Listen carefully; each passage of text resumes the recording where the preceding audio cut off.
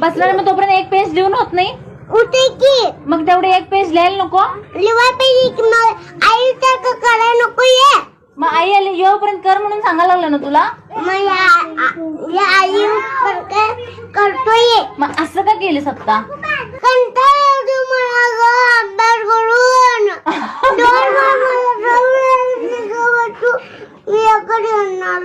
अगं मी काय सांगायला लागले तुला ऐक तर माझं जरा तर ऐक बघ सगळीजण तू माझ्याकडे बघा हसू नकोस मीच करू नकोस अगं लिह ग एक पेज